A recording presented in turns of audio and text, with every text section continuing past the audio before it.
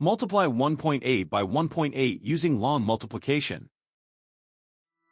Start with the ones digit, 8. 8 times 8 is 64. Put 4 in this column and carry 6. 8 times 1 plus the carried 6 is 14. The first partial product is 144. Now use the tens digit, 1. Start one place to the left. 1 times 8 is 8. 1 times 1 is 1. The second partial product is 180. Now add the partial products, working from right to left. In the ones column, 4 plus 0 is 4. In the tens column, 4 plus 8 is 12. Put 2 in this column and carry 1. In the hundreds column, 1 plus the carried 1 is 3. The product of the whole numbers is 324. Count the highlighted digits after each decimal point.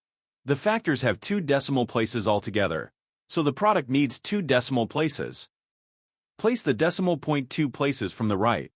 324 becomes 3.24. So 1.8 times 1.8 is 3.24.